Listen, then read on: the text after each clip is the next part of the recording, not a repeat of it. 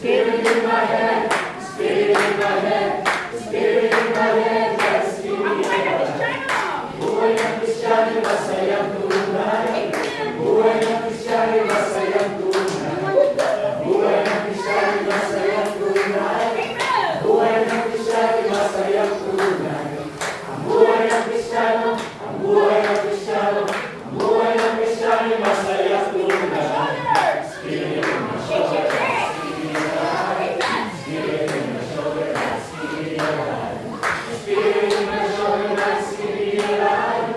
Spirit in my shoulder, Spirit alive. Spirit in my shoulder, Spirit in my shoulder, Spirit in my shoulder, Spirit alive. Buhay ng Kristiyano, masayang tunay. Buhay ng Kristiyano, masayang tunay. Buhay ng Kristiyano, masayang tunay. Buhay ng Kristiyano, masayang tunay. Buhay ng Kristiyano, buhay ng Kristiyano, buhay ng Kristiyano, masayang tunay. Spirit in my body, that's Spirit in my body.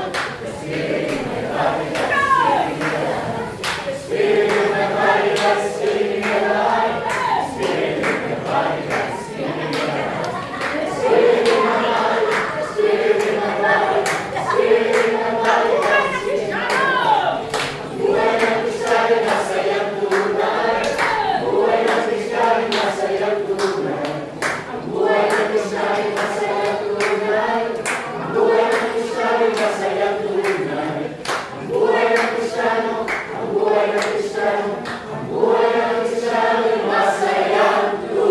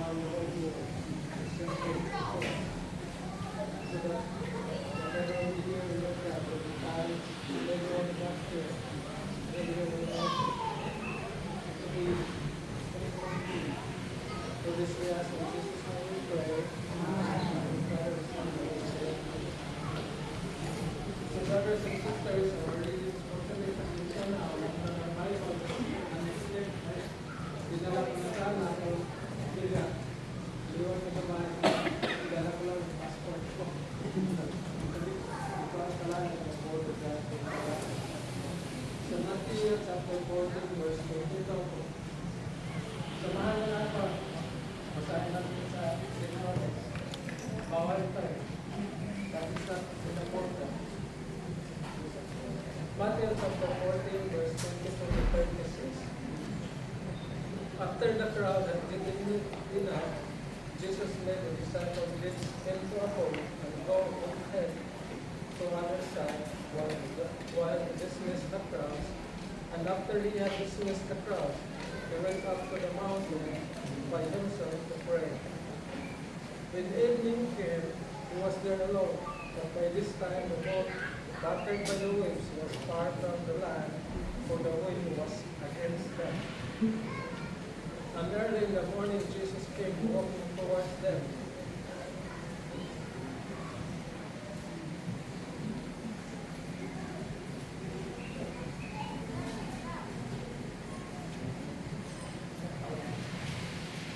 Jesus came walking towards them on the sea, but when the disciples saw him walking on the sea, they were terrified, saying, "It is a ghost," and he cried out in fear. But immediately Jesus spoke to them and said, "Take heart, it is I, do not be afraid." Peter answered him, "Lord, if it is you, command me to come to you in the water." Jesus said, "Come." So Peter got out of the boat, started walking on the water, and came toward Jesus. But when he noticed the strong wind, he became frightened, and beginning to sink. And he cried out, "Lord, save me." Jesus immediately raised out his hand and caught him, saying to him, "You of little faith, why did you doubt?" When they got into the boat, the wind ceased. Those in the boat worshipped and said, "Truly you are the Son of God."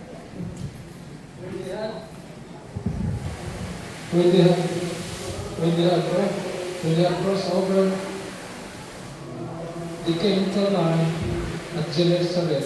After the people at that place recognized him, he sent word throughout the region and brought all who were sick to him and begged him that they might touch even the prince of his cloak. And all who touched it were healed. The gospel of the Lord. Praise the Lord Jesus Christ. So, good afternoon. Pwede na tayo sa So ito bagay yung conversation. So, sumusunod lang.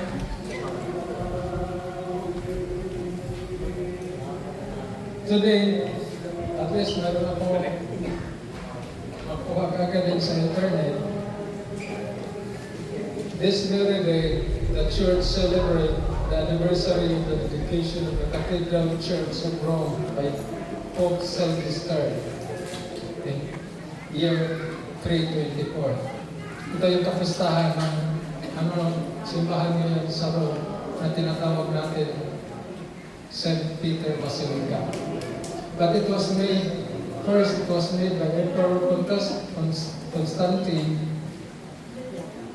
and called Basilica de Constantine, and later it was Archbasilica of the Most Holy Savior. However, it is now called St. John's Lateran because the land was donated by the Lateran family. And then, nakikita naman natin, din lang akong babasa nito, kaya na maghanap yung the history, the celebration of the Basilica. Yan ang research na iwan ko sa inyo. Ito na lang kasi, tama-tama din, siguro, it's God's will din. In our gospel, there's two miracles. After, ito yung continuation kahapon, this is the continuation of the gospel yesterday. After Jesus was leading the crowds, the 5,000 men, from 5 loaves of bread and 2 fishes, they become full, diba? Then after they were full, that particular day, Jesus told the disciple to take him to the boat to come to the other side of the lake. Kasi they were in Gennesaret. So the disciple was on the boat going to the other side. And Jesus, anong ginawa ni Cristo? They went to the mountain to pray.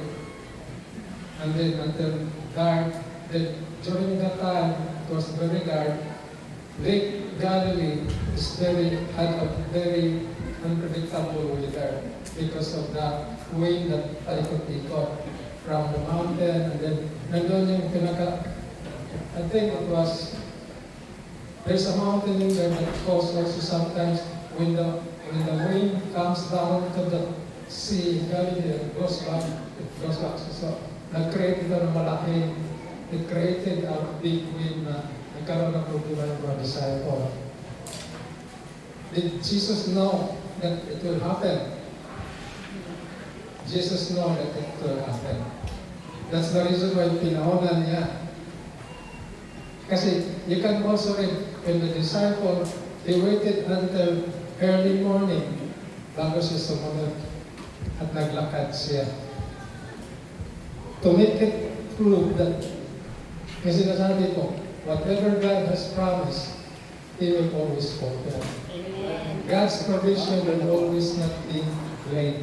He is always on the right time, at the right moment. Amen. Yun ang nangyayari sa akin. Ngayon, this morning, tinignan ko yung akong flight on time, 6 o'clock. Actually, when Sister Maria sent me the schedule, in my mind, why is it so early? Kasi who will drop me at the airport at very early morning because the check got early time, I have to be there 4 o'clock. Remember? Tapos in my mind, sabi ko na lang, nagkausap ko yung sarili ko, Joel, stop complaining, there's a purpose. I wake up this early morning, I look on my schedule tomorrow morning, on time, 6 o'clock. Tapos ang kasunod, 7 o'clock, cancel. And then, I tried to check in this morning, kaya na-late ako, nagising ako alas 9. I tried to check in, mayroon akong setting arrangement. Hindi ko na binago, kasi gusto ko sana sa ayos, nandun ako sa gitna. Sabi ko, Joel, maghirap ka sa gitna. Kasi I want to stay comfortable sa aisle, kasi palagi ko nag-washroom na eh. Madali lang lumabas. Ayaw ko kasi ugali ko, ayaw ko maging istorbo sa tao. Ayaw ko daan bawat minuto. Gusto kayo, kahit magbayad ako, basta lang ako sa comfort zone ko. Tapos sabi ko, I said, Joel, stop complaining. Now you understand why it happened. Just think that you have to sacrifice. And then, it will cancel. So wala rin maghanap sa aking arrangement kasi pupunta talaga ako bukas sa airport. Kasi hanggang ngayon, wala pang pa. Kaya tinitingnan ko, wala pang message sa question kung na-cancel ba. So, ito yung sinasabi ng Panginoon that if we really have to trust Him, this is two miracles. Peter, alam naman si Peter, katulad sa atin, we always doubt, we always have so many things to understand in our own. We have to intellectualize things, why it happened, why it is. If it happened to our lives, brothers and sisters, and if it happens to our life most of the time, if complaints or doubts, talk to yourself, what's the purpose, Lord? Instead of complaining, why, Lord? But most of the question, what's your purpose in this situation? And then, you turn it around. There's something good that will happen. Yun na pala yung ginagawa. Alam mo, sa lumang buhay ko, konting problema, apektado ako. She's the one who always asking me, because when I was young, I am good in handwriting and drawings and doing letterings. All their project, all their drawings in the school, Mama, can you do this for me? Even yung sa kapatid niya, pangalawang yung sumunod sa akin, can you do this for me? No, when I was so busy with my vices, gabi-gabi na, umuwi ko sa bahay, alas 5 ng madaling araw, dahil din sa mga kumutita na yan, going from the warehouse to the barcadas, drinking 7 days a week, 24/7, hindi 24/7, umuwi ako ng alas 5, hindi ko na sila inintindi. You have to learn yourself, kaya nag-architect. I challenge them to do it by themselves. Ayun, hindi ko naman, hindi ko na magawa.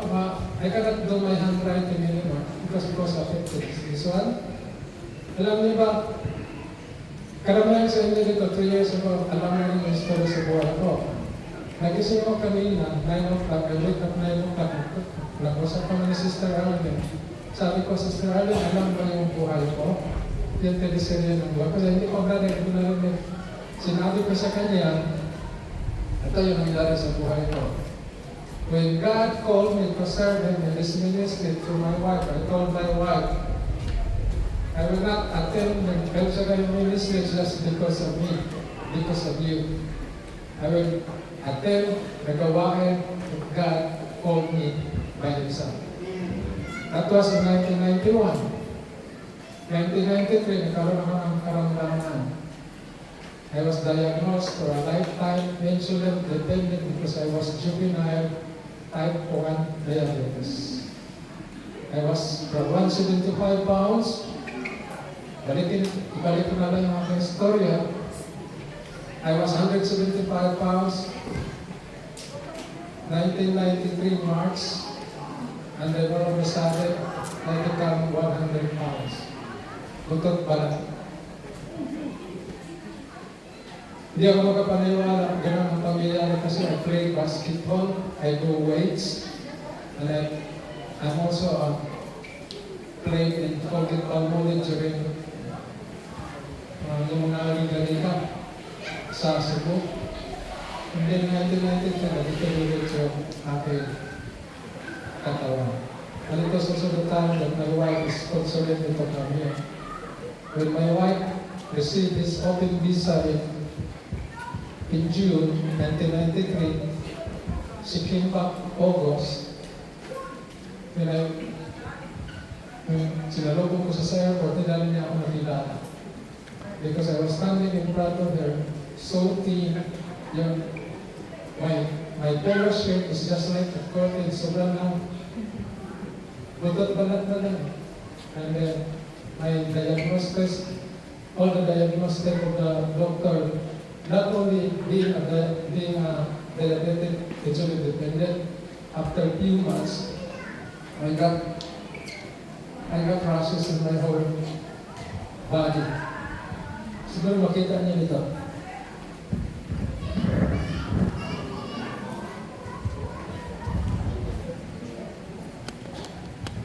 Those are next with diabetic rashes because I have a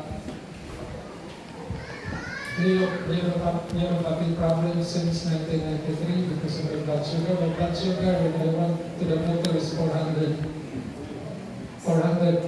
And the doctor said, you have to go to the emergency room because you will be comatose in 2 weeks. But I'm still walking around. And my vision is only 100%. I will not give you all the details kasi meron ka na, tapos kami kanina, alas 12 na. Just shortcut right now. This is a true story. I mean, look at my hands. It was all affected because of my kalukuhan. When the diagnostic said, when I went to my family doctor is a diabetic rashes. But he said, to make sure you go to the dermatologist. When I went to the dermatologist, iba yung findings ng doctor sa akin kasi tingin lang nila eh. Tinitingnan lang. Tapos meron siyang pang ganun yung my needles. Ginano niya na ka. Can you feel anything? Sabi ko na, I cannot take anything. Pag sinabi niya lahat, all testing, tapos pati dito, sabi niya, it's not diabetic rashes because of your blood sugar. It's another type of disease that will come out if you have a high blood sugar. What sickness daw? Sabi niya, yung sa Bisaya pa, tong pakit ko.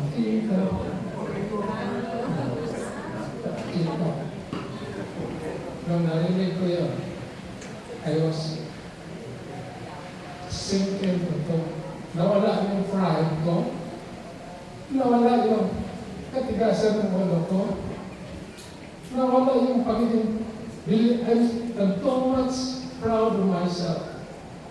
Why I'm tired, I'm simple lang yung buhay ko, but my dream to come here because of my wife, nawala lahat. And then when I asked the doctor, Joel, if you want to go to Canada, even if you've been cured with this kind of disease, you are not allowed to come to Canada. because we are not allowing any patient with that kind of disease. Because it's a in temperature sa body ko is always 40, 45. Mainit. Kasi mainit itong sakit na ito. But, how many times ako nag-try to commit suicide? My units of every day is 55 units every day. Nung nawalan ako ng pag-asa, I tried 4 times, ginawa ko 100. Para na ma-overdose. Hindi ako kumakain kasi if you have insulin, mawala kang pagkain, snacks na lang. Mag-zero ng blood sugar. But it did not happen in the Philippines. Dinilisin ko na tapos na lahat. Kasi if I cannot pass the medication, my wife's application will be terminated and she can go home anytime. Pero to cut the story short, my sister wife is the one who started Calvary chapter. She is the secretary treasurer, and because that time there's no SOS, they always send the report to our soul. And one time, habang hinihintay mo, nagagaling ako from 1993, napauwi siya, we get married in September, pati yung pari, nagkasal sa amin, sabi ng pare, bakit napabayaan ng asawa mo? Nag-abroad kasi ako brother, tapos sinabihan ka ng pare, bakit ka bumalik para pakasalan yung tao? Habang buhay na yan, alagaan. Sabi naman ni Sister White, my love for my father talaga humihina din, but my love for God is growing with it. Because I know that God can do something good for that man that I used to love. Kaya po siya pa kasala. Kaya sabi na para sa mga, okay, yung pag-marriage nito. Kasal namin alas 9. Nag-umpisa siya 6:30 ng umaga. Nanalangin siya from 7 to 8. Ang panalangin niya sa Panginoon, Lord, ako nag-lingkod sa iyo since I was 13 years old. Alam ko may magagawa ka sa buhay ng asawa. Ikaw nang bahala sa kanya. Sinusoko ko sa iyo. And it happened, brothers and sisters. 1993, naghintay ko 94, 95, 2 years. Hindi ako nakapag-medical kasi ang medical form, I was applied in June. She got her open visa in July, and I got the medical application by November in 1993. 1995, dumating another notice from the Canadian government. Sabi, you have to submit your husband's medical report, or else we will deny your application. It's up to you to go back home with your husband. Ang pilit ng misis, sabi niya kay brother, tumawag siya, submit siya. Sino dito dati? That time, every quarter, may pinapagalan, liwanag magazine, mga BH state, at cassette tape na ang talk ni brother Mike nandoon. Di ba? Totoo yun. Alam na mga in those time. Tapos sa Sister Wife, sabi niya, pumunta ka sa gawain sa Cebu. Minsan pumupunta ako, pero wala ako sa malalim sa ilalim ng basketball court. Tapos ayaw ko talagang pumunta. Kasi hindi pa ako, I'm not on, hindi pa ako talagang bumubuo sa gawain. Wala pa rin yung Panginoon. Nung sinabi niya na Sister White, nung binigyan na niya tumawag sa kay Brother Mike, sabi niya, Brother Mike, Sister, sabi niya, harap ko, kamusta na? Kumusta na dyan sa Calgary? Sabi niya, Brother Mike, okay naman yung gawain mo. Ano ko lang yung aking brother husband. In-sponsor ko siya, 2 taon na, pero hindi pa rin makapag-medical siya. Ano ang problema? What's the problem? Kasi ito, ganito, this diagnosis with a lifetime, insulin dependent, and he's got leprosy, and he was also 90% he was 90% blind. Ilang bisis na ako nahulog sa kanal kahit yun ang sitwasyon ko, lumalakad pa rin ng mag-isa kahit yung paningin ko, yung mga tao, parang shadows na lang. Nakikita ko, wala ng araw, parang malaming araw, around 6 o'clock, yun ang paningin ko. Tapos ang tao, hindi ko naman kilala. There are all shadows. Makilala ko na sa boses. To cut the story short, sinabi ni Brother Mike, ano pa pala? I cannot go for I have cataract. Ang diagnosis sa akin, cataract. And then the doctor also said, I cannot operate your eyes within that span of 3 months. Kasi 1995, dumating, January, dumating yung letters na mapag-medical na ako. I have to submit the medical report by the end of March 31. Because if not, after that, all our application will be void. So when I talked to the ophthalmologist, he said, it's too hard to compile that deadline because we need 6 months to vote nights. Ang sabi naman po ng lingkod, Raquel, sabihin mo sa asawa mo, huwag na matigas ang ulo. Papuntahin mo siya sa doktor, magpa-opera. Kung sinabi ng doktor na 6 months, matatapos lang yan ng 6 days. Tapos, kahit na more than 15 minutes, shortcut ko na naman ito.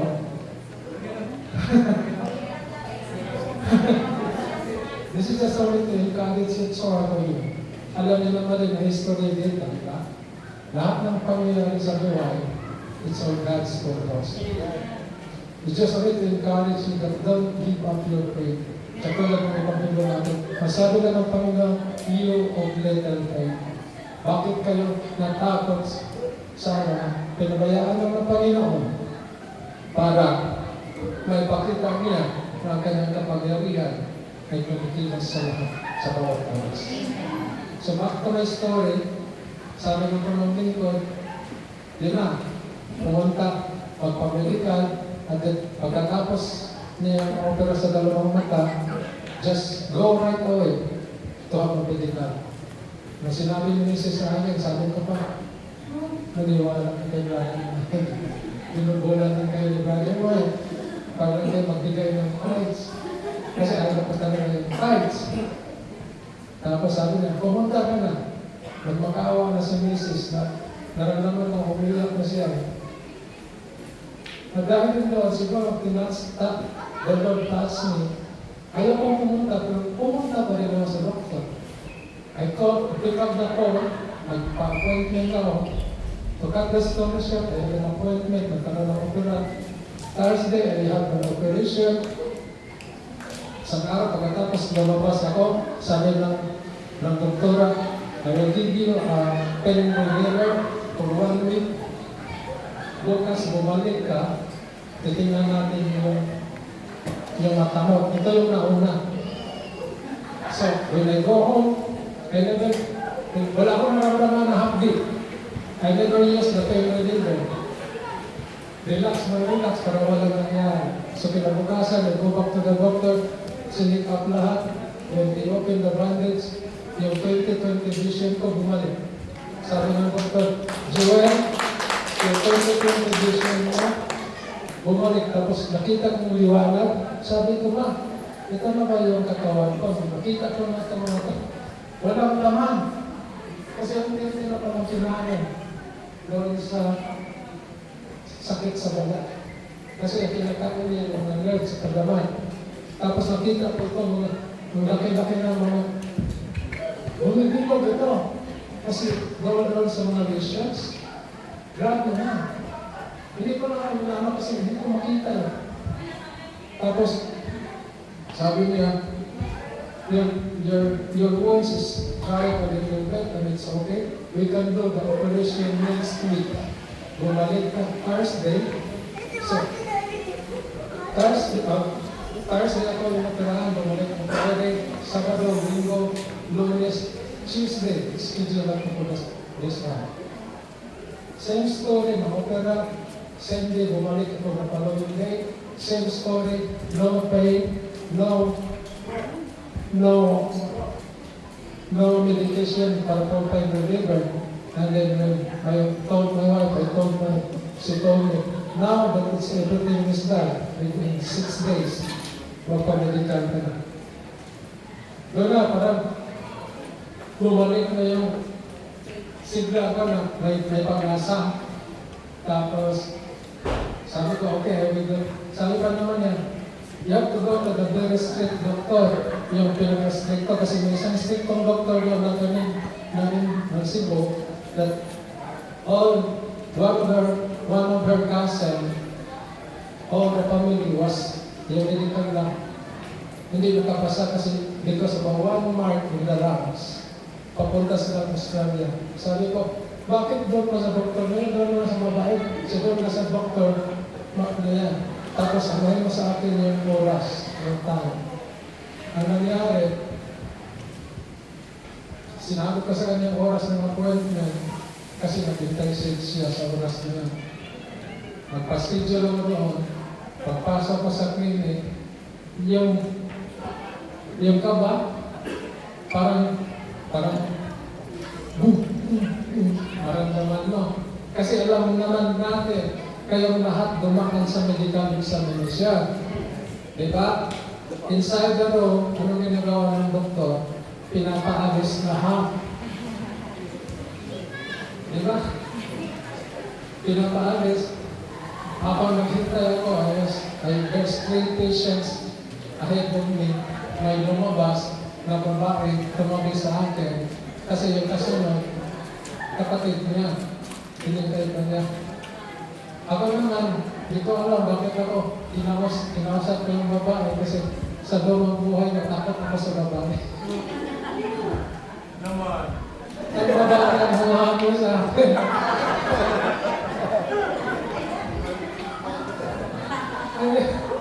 Hindi ako makikipag-usap sa babae ko. Malapit ako sa mga babae kasi magpalaki sa akin mga tiyahin ko.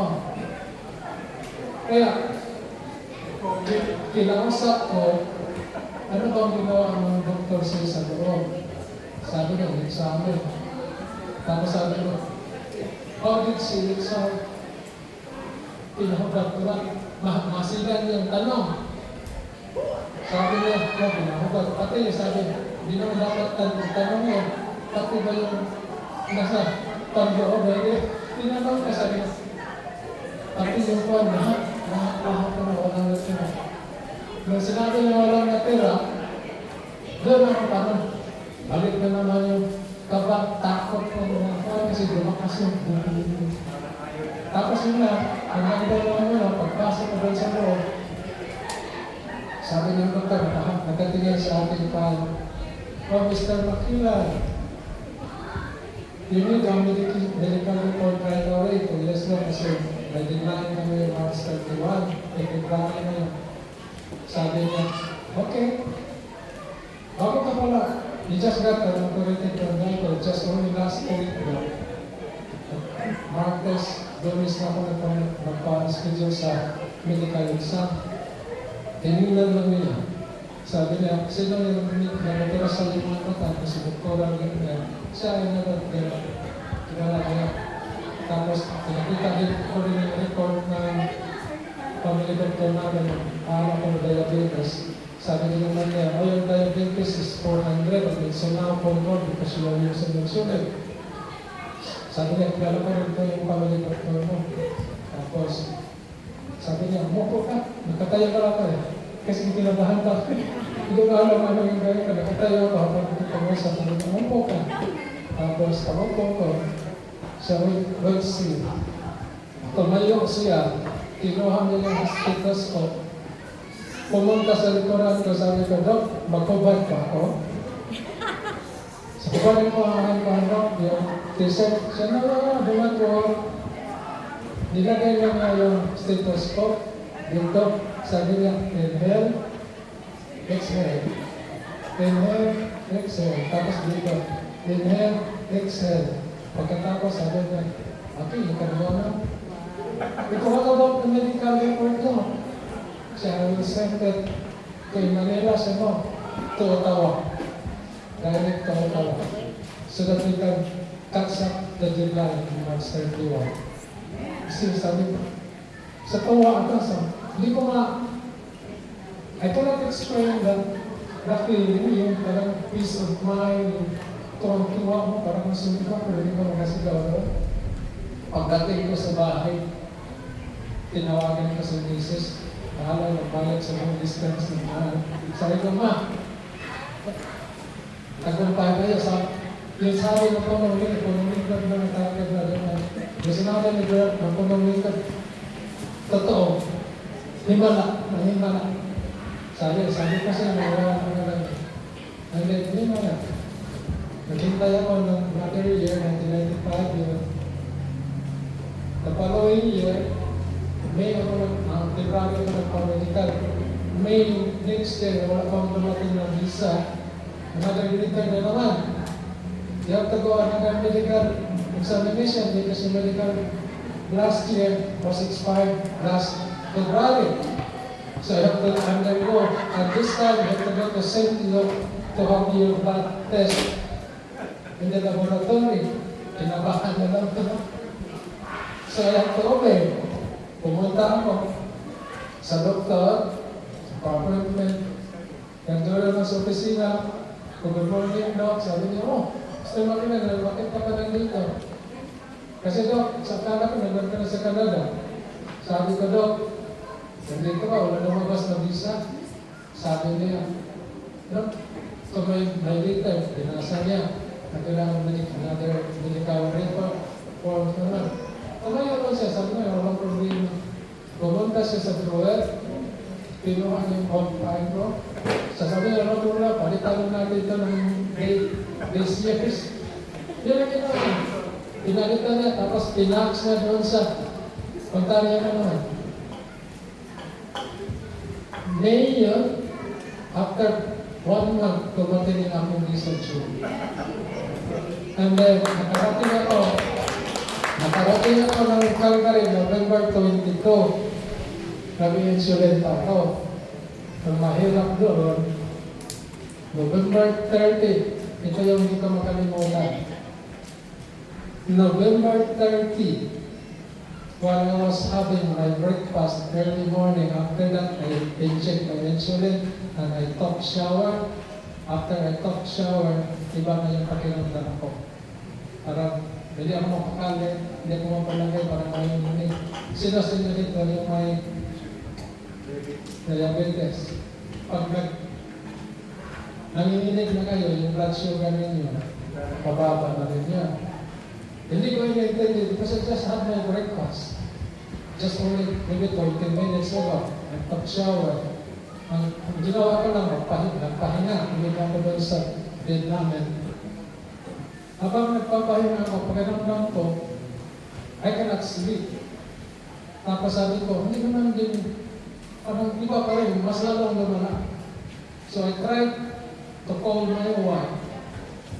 I grabbed the telephone beside me. When I touched the phone, I cannot hold the phone. I just keep on grabbing, but the phone was still there.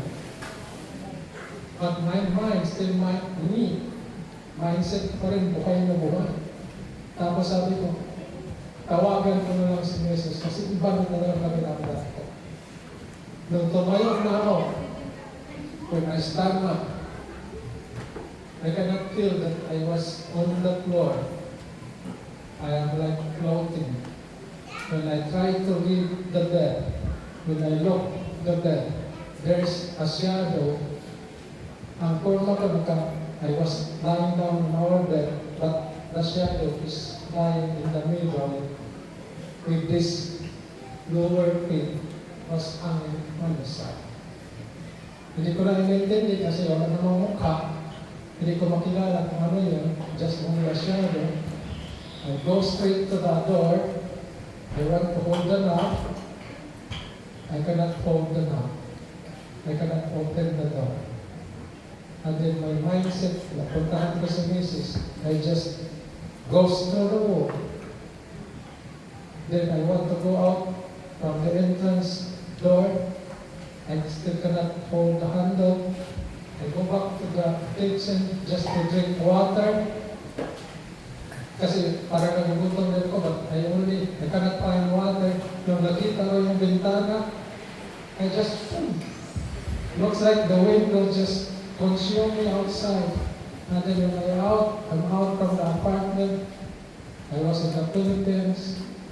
I was in all the nightclubs. I came to the warehouse. I was in the basketball court. Every places that I've been through kung saan ako comfortable na. Pinakita ni Lord sa akin yung buhay ko noon. Ngayon ko lang naintindihan. Pakita ko sa iyo kung ano yung kabutihan ko. He tries to challenge me. Now I will lead you to believe in me. Not instantly, but your own will. Padala ko sa iyo kung gaano kita kamahal. Kaya na lahat ng grocery, yung mga promoters na, yung lahat ng mga promoters na pinaglaruan ko rin noon. Kasi when I was in vices, kasi nagkaroon na ako ng vices na sinasabi ni brother na Bishop Bakari, nagkaroon ako ng UTI. Hindi yung UTI sa mga babae. Ito sa lahat. Umibig. Tapos, umiiwan.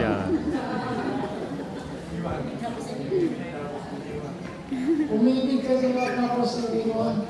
Yun ang first love ko. Yun ang yung babae na kapagsabihan ko na mahal ko siya.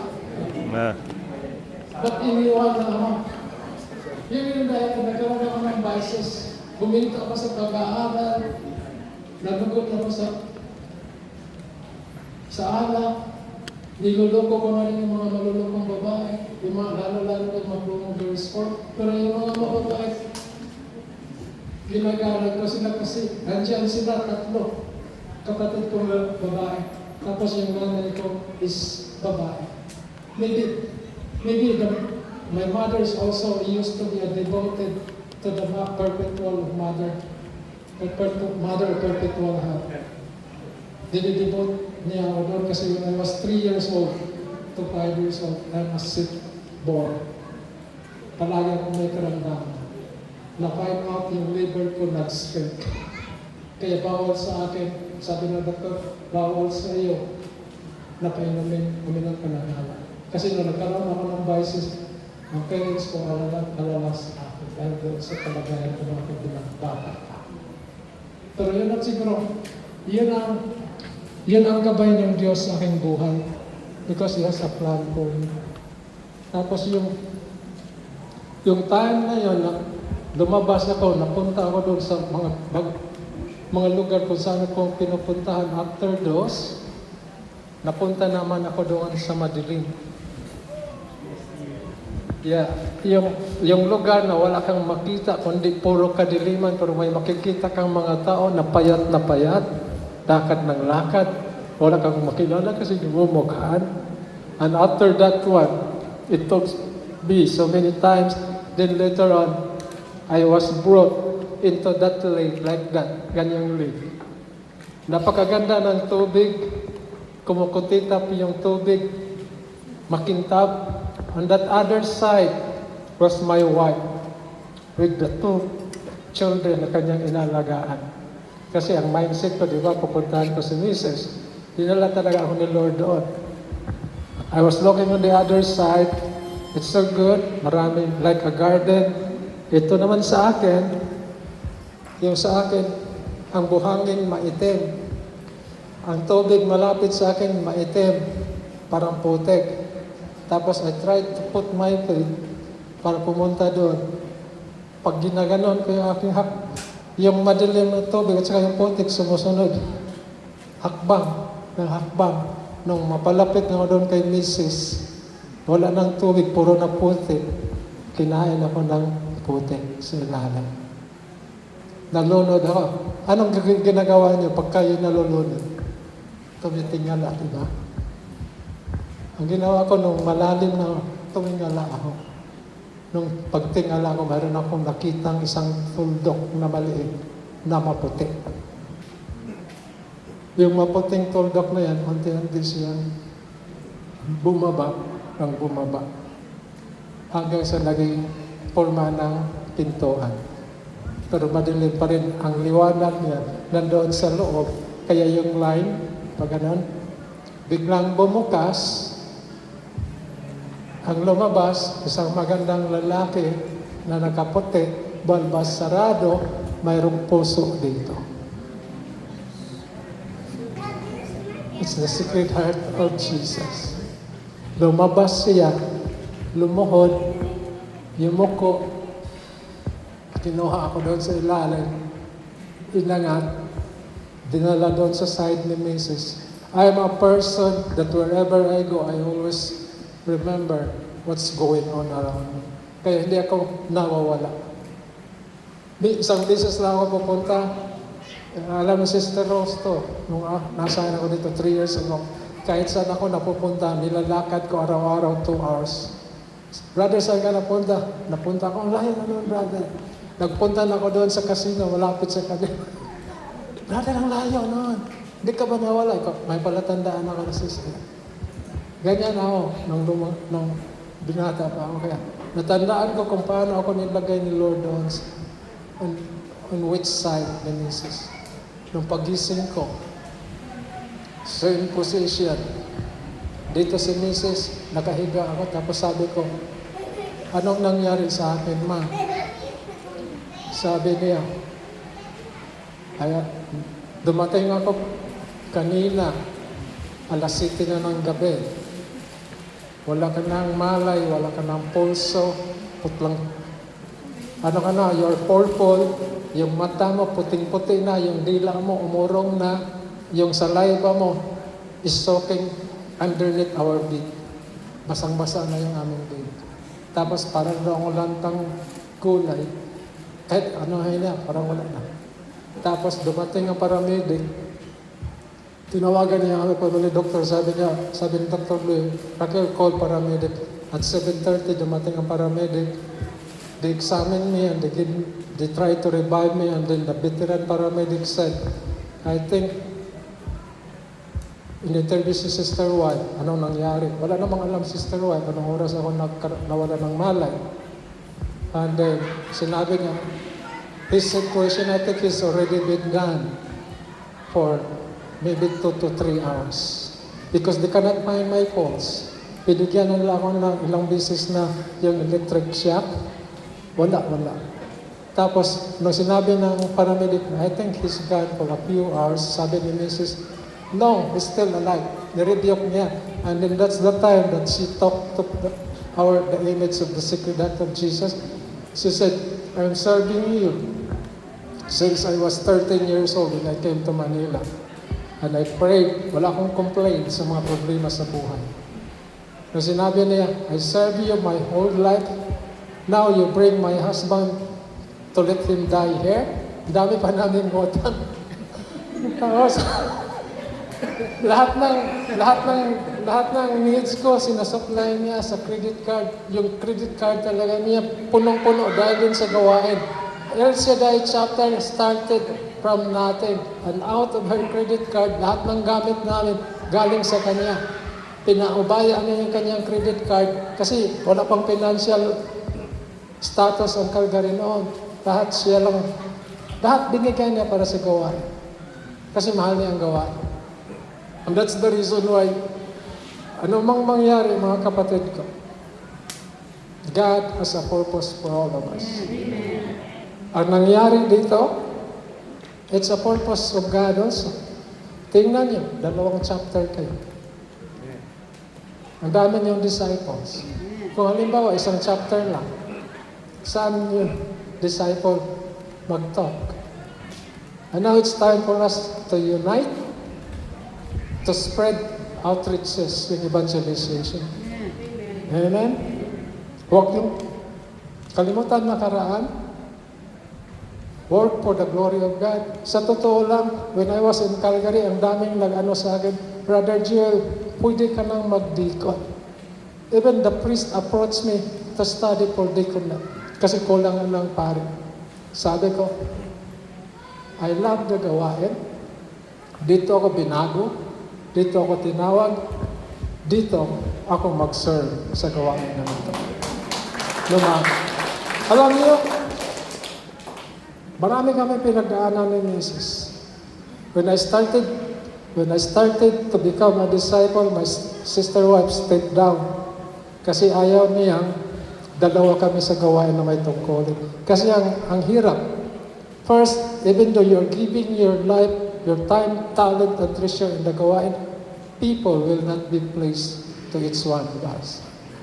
Ang sabi nila kay Sister Wife, ako daw yun ang pinakamagandang schedule sa preaching. Kasi asawa ako ni Sister Raquel. The truth is, Sister Wife doesn't care if I'm the husband. She give me the schedule that those disciple doesn't want. Yung tira-tira ang sa akin. Yung sa kanya, no family when it comes to the gawain, always for God. Tapos nung Nanay Lodet told me that I need to become a disciple. Sabi ko, no. Kasi alam ko sarili ko eh. Ano sasabihin ko? Even my wife said, Nay, anong sasabihin niya sa harap? Pati ako hindi kinakausap niyan. Tahimik masyado yan. Andyan lang yan sa likuran, nakikinig. Hindi ako nagsasalita, pero yung pakikinig, yung pakiramdam ko ay malakas yung pakiramdam ko at yung hearing ko. I can easily observe. I can even do things and then listening something else. Yun ang gift ko eh. Hindi ko rin alam kung bakit binigay ni Lord. Ngayon alam ko, minsan gumagawa ako ng topic. Nakikinig din ako ng sermon ng mga pare. Habang nag-aaral. Nung when I started my preaching ministry, 2 linggo, minsan 3 linggo, 20 pages, walang mabuo. Sabi ni Mrs., huwag mo nang pilitin kung walang mabubuo. Kasi darating lang yan. At least nagbasa ka na. And it's true. Tuwing ninyo kahapon, mayroon akong outline. Nandoon. Pero hindi ko sanay na basahin kasi walang impact. I will just try to connect everything based on my experience kasi yun ang naranasan ko sa ating punong lingkod sa pakikinig ng talk ni Brother Mike. Sympology through experience. Ang tao hindi makapag-intindi niyan. Kasi karamihan din sa atin as a human being, we want to use our wisdom. Ito yun din mga disciple. Ito yung deception din sa atin ng kalaban. Pagandahan mo para sabihin na magaling ka na preacher. No! It's not that way.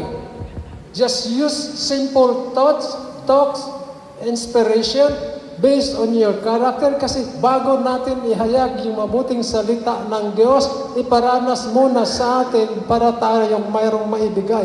How can you give something good if you don't experience it in our life? Yes, magaling nga tayong magsalita. Pero ang impact naman doon, walang tama sa tao. We can talk 2 hours, 3 hours.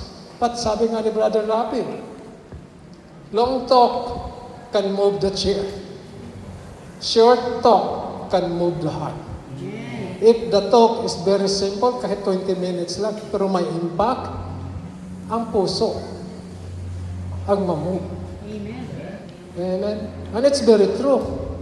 Sometimes sasabihin natin, oh, how can you rely the Holy Spirit? Sasabihin ba ng Holy Spirit? Yes. As long as you read the gospel, unawain mo, and ask the Lord to reveal what's the real message. Kasi ang Panginoon ang nakakaalam sa pangyayari sa lahat ng congregation. It happened to me. One Saturday, it happened in Toronto.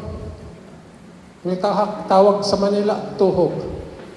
2 talk, sa umaga, sa hapon, different chapters. It also happened in Manila when I went to for my educational sa Divine College. Saan kami pupunta. Biglaan lang. Ang ginagawa ko, Lord, wala naman ako talaga akong masasabi. How can I relate your message to the people the way you want me to be? Sino ba sa atin dito nakakaalam ng tao? Wala. Si Lord. So always trust God. Sa lahat ng pangyayari, ang Panginoon. Lahat ng pangyayari ay may purpose. Ang nangyayari dito is a good purpose for us. Lumaki ang gawa. Ang nangyayari dito, hindi lang nangyayari dito. Nangyayari din sa Calgary. Out of 200 people during 2004, 2003, kasi malakas yung outreach namin, kasi when Hong Kong was kinukuha ng China, most of the kapatiran nagpuntahan ng Calgary. Diba? And most of the kapatiran in Hong Kong napunta din sa Calgary, from Canada. Outreach kami ng outreach. From 50, naging 200 person every Sunday. Noong lumaki na, kung saan lalaki yung gawain, doon papasok ang kalaban. May pinadala na ex-seminarian, international student. Hindi nila sinunod yung Omnibus Code. Nag-attend lang ng 2 linggo kasi nga, ex-seminarian, magaling sa Biblia.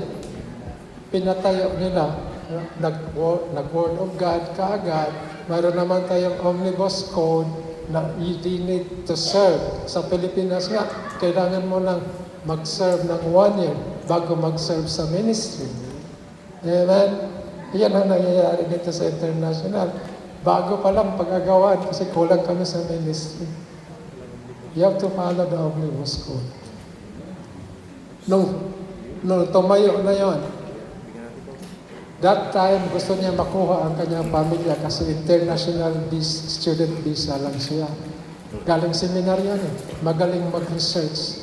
Nakita niya kung mayroong community na mag-sponsor niya, makuha niya yung kanyang pamilya. And it's truly indeed nakuha niya. Kasi ginulo niya ang gawain, wala kami ni Mrs. nag-cross kami. Pagbalik namin, naabutan namin, nag-Word of God. Sabi ko, sino yan? Tinangadam, magaling sa Biblia kasi dating nagpapare, magaling mag-preach. Yeah. After few months, nagkagulo. Pumunta si Nanay Ludi para ayusin, sabi ng mga council, 7 council. 1 disciple, yung kasabay ko. Pati si Brother Ernest din. Dumating si Nanay Ludi, sabi nila, anong ginagawa mo rito? Sabi ni Nanay Lodi, para ayusin kayo. Wala nang dapat ayusin. Kami ang may agenda, umupo ka. Yung matanda, sinasabihan nila, yung International Coordinator ng UC Canada, umupo ka kasi kami yung may agenda dito. Makinig ka lang. Sa galit ko, tumayo ako tapos gusto ko sanang pumunta sa harapan. Sabi ni Sister Rob, huwag, umupo ka. Bantayan mo lang si Nanay Lodi. Kung ano mang mangyari, kunin mo yung banner. After the talk, bagong talk yun ha. After the talk, meeting. Ang nag-talk si Brother Ernie. Yun, so nag-meeting na, sabi nila, we want this one, we want to have a center, we want to have a service kasi ang LA yata noon at saka Toronto, mayroon na silang service 2003. Mayroon na silang demand. Kailangan sundin yung 10 points guidelines din nila. O iba na to. Hindi na ito, DWXI. Nakinig lang kami. Tapos sabi nila, pag hindi ibibigay, katulad ng Westjet, nag-strike.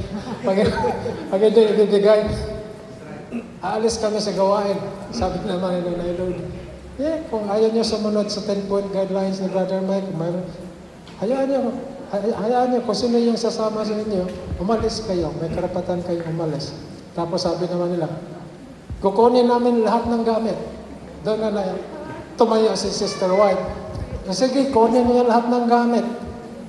Alam niyo ba yung lahat ng gamit? ay nasa pangalan ko kasi credit card niya ang ginamit. Question ko pa si Mrs. bakit mo pinabaya yung credit card mo para lang doon sa gamit ng gawain? Yan, naunawaan ko na rin. May purpose pala ang Panginoon. Kasi sa pagkakataon na yun, sinabi ni Sister White, tingnan niyo sa record, lahat ng microphone, drums, keyboard, lahat, gitarista, through Sister Raquel's credit card. Tamimi sila, umalis sila, walang dala. Tapos ang ginawa nila, sinabi nila doon sa kinuntak ang bawat isa, wala nang gawain sa St. Pamil kasi nagbukod na tayo, sarado na ang St. Pamil. Kaya the following Sunday, after that meeting, ang natira, 12. 12 ang natira, mas marami sila doon, mga 180 plus.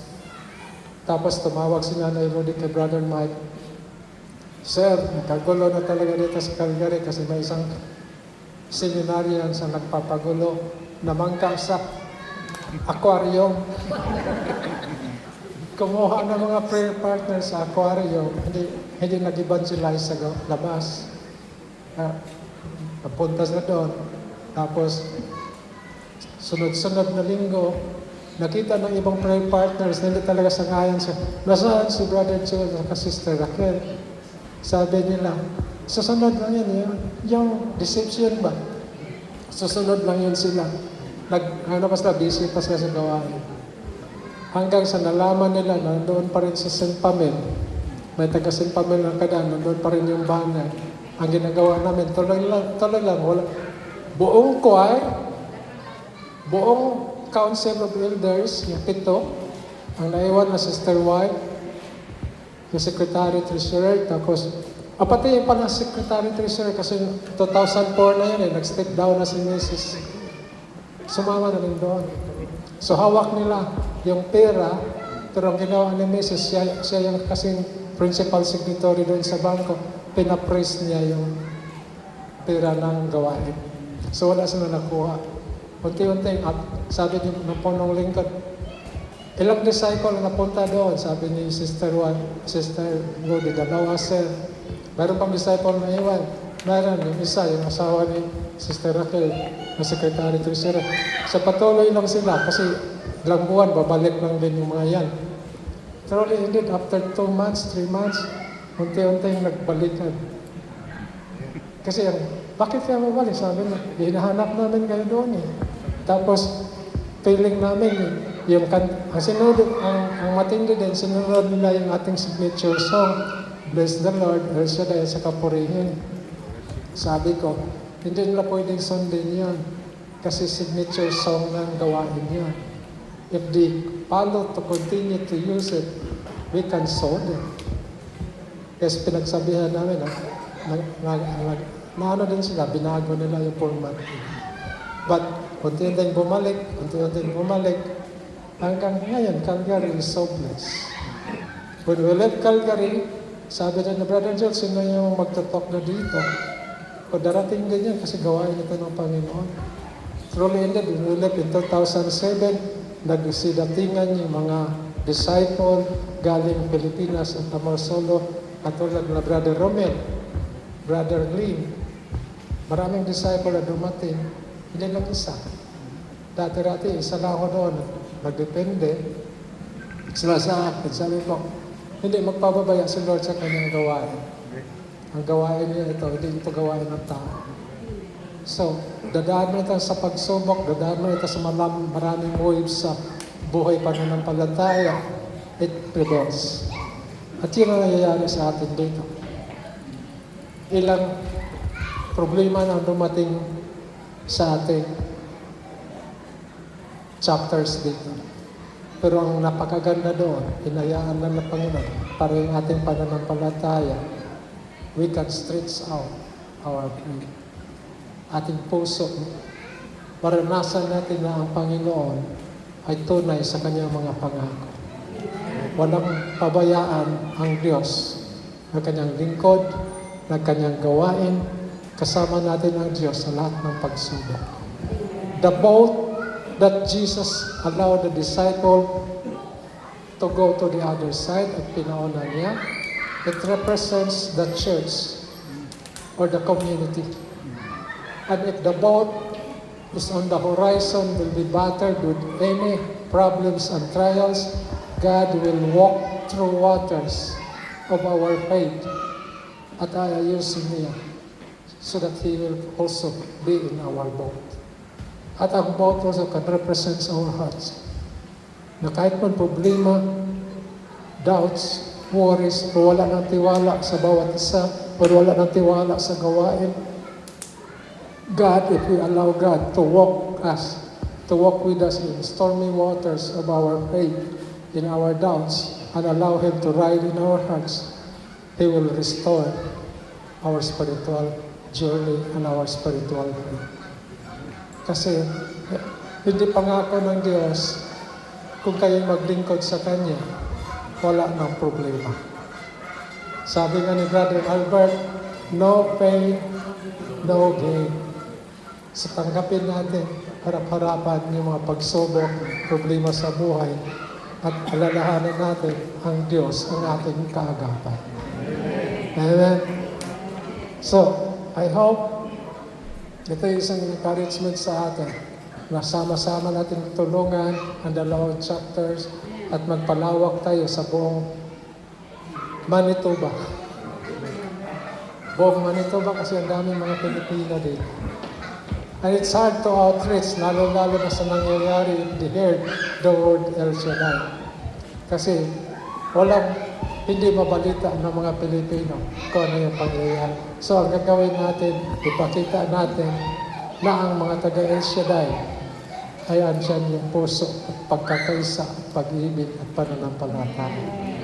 Be the mouthpiece, be the hands of Jesus in Winnipeg. Na yung dating El Shaddai noon, inayos nilang Panginoon at binago and were transformed by God sa ating pamumuhay. Amen. And I hope and pray na lahat tayo ay magtulungan para mapalago natin at maparami natin ang mga cell group dito sa Winnipeg. Disciples, yun ang challenge ko sa inyo. Councils. Kasi in 2019, I was there in the Philippines. Hindi kami pina-enroll balik sa College of Divine Wisdom. Inassign kami sa mga PFCC. I was assigned in Kalmana and I had one cell group in there. Kasi ang mission namin, sabi na po nung lingkod, mag-open kayo ng mga cell group. Nagpatulong ako sa mga councils. Mayroon akong evangelization committee. May mga choir na sumasama sa akin, may mga disciple. Nag-open kami ng outreach. And I hope dito gagawin natin. We have to come out. Unahin natin puntahan yung mga hindi na nag-a-attend. Alam ko maraming hindi na nag-a-attend. And as a council, we have to work together in unity, in unison, to call them, to outreach them, bisitahin. Kasi naghintay lang yun ng pagbisita. Kasi nahihiya na rin yung bumalik kasi sa katagal-tagalan. So wala naman kayong gawain Saturday, di ba? Ito lang mahirap kasi Saturday may pasok na rin. It's a challenging job, but we have to strive to do it. Nasa mga leaders na yun nasa community. Alam niyo bakit may mga pasaway? To shape each one of us. At saka yung minsan, sabi ni Cardinal Tagle, yung mga pasaway na yan, sila din yung gagamitin ng Panginoon na sila yung mag-outreach. We can change them if we love them. Hindi natin sila i-post. Yun lang masasabi ko kasi more than 1 hour na yata. Salamat sa pakikinig. And I hope, pagbalik ko rito, God willing, we can have more time. Kasi 4 days talaga, kulang. I wanted to follow. I came only for the celebration. If you want extension, hindi na ako magpa-extend kasi pag yung extension, alam ko yun. Ang assignment ko lang is to give healing message on the anniversary. Pag na-extend ako, yung wala na yung anointing ng punong lingkod. Sa akin na yan. At sa kalooban na yan ng council. Alam ko, gusto ko ito magpa-extend eh. Pero to God be the story. God is really good kasi hindi na-cancel yung flight ko bukas. Naka-check na rin ako, meron naman setting arrangement, and God always proves that if you are serving God, dadaan ka man sa pagduda or doubts, sometimes because you are still a human being, just always trust God. Sabihin mo lang, minsan ginagawa ko, Lord, ikaw naman, oh. Anniversary mo ito, tapos pauwiin mo naman ako pabalik kasi mayroon pa rin akong engagement sa Vancouver. Tapos mapunta pa ako next week sa celebration ng Alberta. And this morning, I was so happy. Nung tinignan ko, on time. Naunawaan ko rin, bakit kinuha yung alam mo ba yun, sister? Di mo rin alam bakit 6 o'clock ng, see? God arrange everything. Yun pala, hindi ma-cancel. Ang kasunod, 7 o'clock cancel. Yan ang purpose ng Panginoon. You just let God, you just allow yourself to flow with God's plan. And kahit man may pagduda, you will be in the right smooth. So in the name of the Father, the Son, the Holy Spirit, Amen. Father God, thank you. We praise you, Lord God, for the words of God and for the wisdom and knowledge that you have given to all of us through my experience also. And allow you my experience to encourage all of us here today to be more faithful and to change our mindset and principles, Lord God, in serving you. And help each one of us to understand your will according to your knowledge and wisdom. Not our will, God, but according to your kalooban. In Jesus' name we pray. Amen. Maraming salamat sa lahat.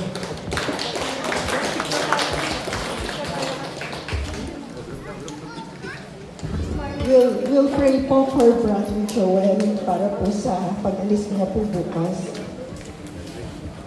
So, sige po mga kapatid, ay sa request po ng ating council, ating pong ipag-pray si Brother Joel para sa katagumpayan ng kanyang mission. At bilang po mga kapatid dito po sa Winnipeg, ang ating pong pananampalataya ay ating palakasin sa pamagitan ng pagkakaisa. At papanalangin natin siya na mas lalo siyang samahan ng Panginoon. Sa ngalan ng Ama, ng Anak, at ng Espiritu Santo. Amen. O dakilang Yahweh El Shaddai, tunay nga kahanga-hanga yung pong pagkilos, Panginoon. Bago mo pa kami tinawag, Panginoon, ay pinararanas mo na sa amin ang iyong pong kabutihan.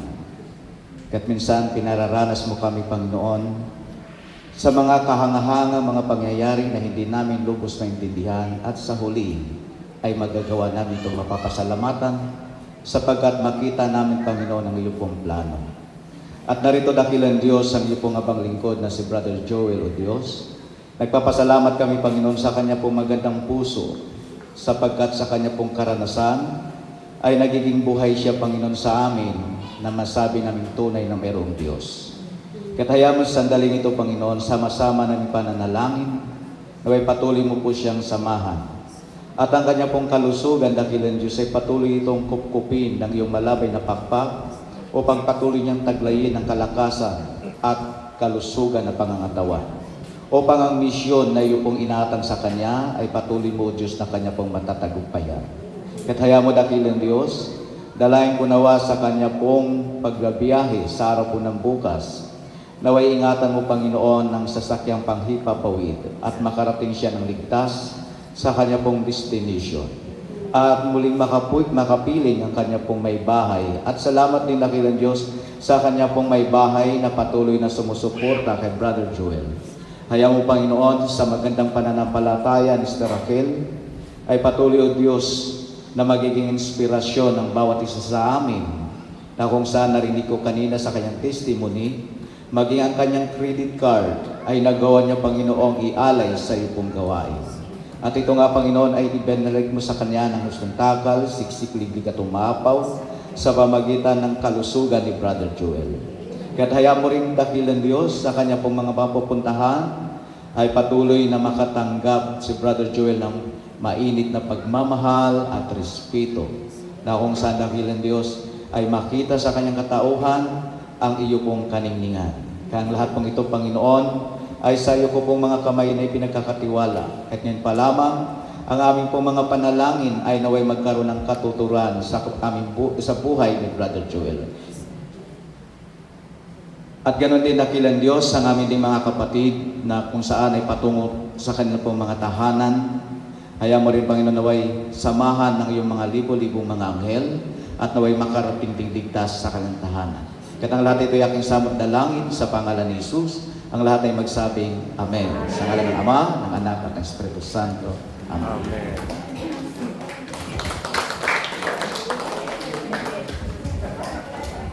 Okay. Picture po. Yan. Group picture na po tayo.